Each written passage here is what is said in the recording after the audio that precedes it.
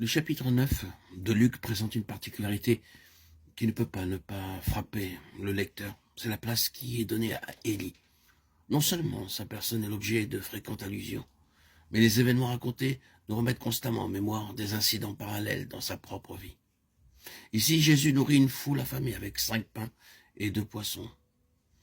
Là, c'est une veuve sans ressources qui voit se multiplier miraculeusement son huile et sa farine. 1 Roi 17, 8, 16.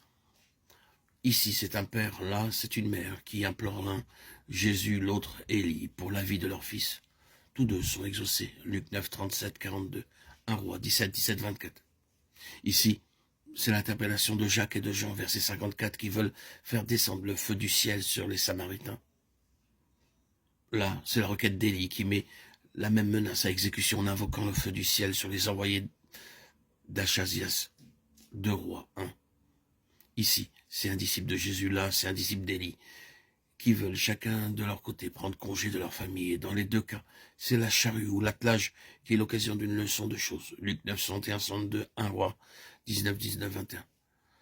Sans parler du nom même d'Élie qui apparaît plusieurs fois au cours de ce chapitre. Tous ces éléments contribuent chacun pour leur part à donner à cette page des évangiles un caractère fortement évocateur.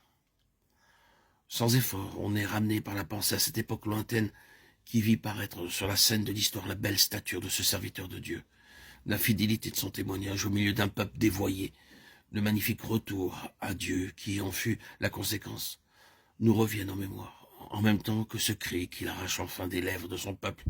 C'est l'Éternel qui est Dieu. C'est l'Éternel qui est Dieu. Mais nous avons dans ce chapitre un incident qui surpasse manifestement tous les autres en importance. C'est la scène de la transfiguration qui fait intervenir Élie d'une façon particulièrement saillante. C'est de part et d'autre de cet événement central que nous voyons disposer dans le récit les allusions et les réminiscences dont nous venons de parler. Or, tout cela a une raison d'être. Que vient faire dans le présent cette grande figure du passé? Celui qui sonde les Écritures ne peut pas s'empêcher de se poser la question et de se demander pourquoi, dans ce chapitre 9 de Luc, le Saint-Esprit semble ainsi attirer notre attention sur la personne d'Élie. Il vaut donc certainement la peine d'examiner de plus près tout ce qui concerne ce grand serviteur de l'Éternel.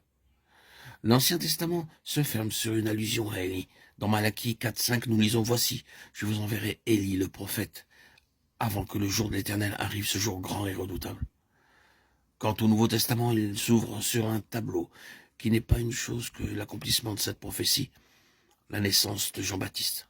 C'est le premier événement que la Bible nous rapporte, historiquement parlant, après cette promesse de Malachie. Que Jean-Baptiste fut bien l'Élie annoncé, cela ressort clairement des paroles mêmes de Jésus. Il dit en effet au sujet du précurseur, si vous voulez le comprendre, c'est lui qui est Élie, qui devait venir. Matthieu 11, 14. Et il dira plus tard à propos de sa fin tragique, 17, 12, mais je vous dis qu'Élie est déjà venu, qu'ils ne l'ont pas reconnu et qu'ils l'ont traité comme ils ont voulu. Nous avons cependant dans le récit évangélique une contradiction qui paraît bien étrange à la demande qui lui est faite. Jean 1, 21. Es-tu Élie? Jean-Baptiste répond avec la précision la plus positive. Je ne le suis pas. Comment pouvait-il être Élie et cependant ne pas l'être? Question fort embarrassante. Nous la sommes-nous jamais posée? La réponse sans aucun doute doit être cherchée dans cette déclaration de l'ange à Zacharie à propos de l'enfant dont il lui prédit la naissance, Luc 1, 17. Il marchera devant Dieu avec l'esprit et la puissance d'Élie. Jean n'était pas Élie en personne, mais quand on étudie la vie de ces deux hommes, on ne peut pas échapper à cette conclusion que l'esprit et la puissance qui marquèrent le ministère d'Élie s'exprimèrent d'une façon identique dans la vie de Jean-Baptiste.